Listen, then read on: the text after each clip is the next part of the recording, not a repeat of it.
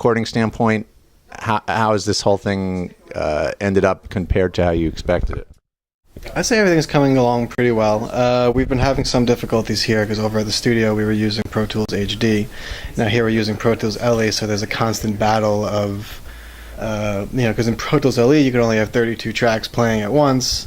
So we have all these parts and we're doing all these overdubs at once, so it's like managing all the tracks and then what needs to be played at once. That's been the greatest headache for us. And now there's a live room back there where the overdubs are going to be, correct? Exactly. Or a booth. I guess it's a glorified booth or a live room. I don't know what I'm calling it a live room. Okay. It's not a glorified booth because, I mean, if you had, let's say, intensely fat people, like really large, it would be a glorified booth.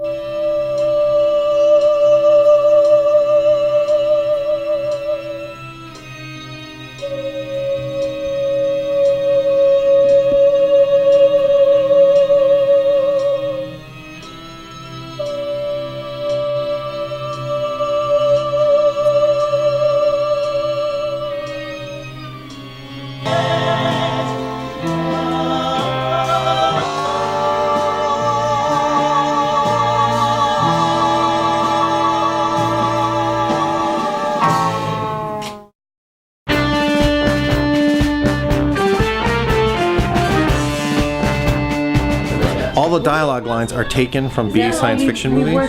So all the things that they're acting are stripped out from different movies, but taken out of context. So some of it's like I Married a Monster from Outer Space, and they're all like these old movies where the clips come from, so they're recreating them.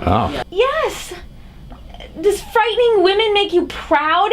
Or is pride something your race doesn't understand? After our sun went nova, all our women died. But we went on anyway, a race doomed to extinction. The present danger is ended.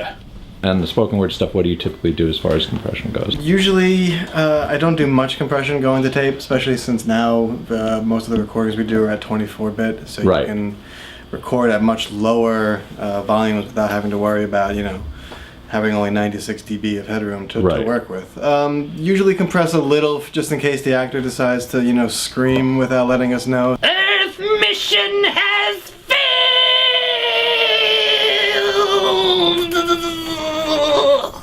Yeah, like do it one more time. It's almost like the alien let's say he learned how to love in the last scene. Okay. And then now he's adopted Earth as his home. Here we are. Here we are. Finally, the end of the long production journey. The penultimate journey to the heart of the chicken.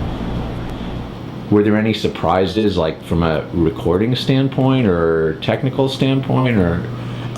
Well, surprises. Okay, from a recording standpoint, all I can say is that because you have to remember we did 2 CDs at the same time. I know we've been mostly tracking Invasion from the Chicken Planet, but we also did the retaking of Pelham 1-2-3 CD at the same basic track session. Right. The amount of music that we recorded with good notes versus bad notes was astronomical.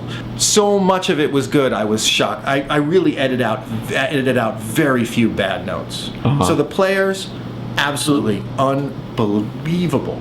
If you had to do it all over again, would you say that the lessons that you took out of this were that one, good planning is certainly essential for something like this?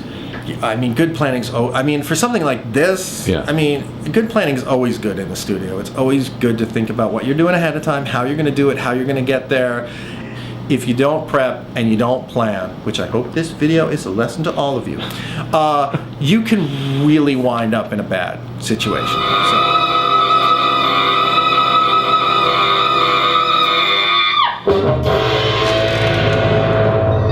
Wow.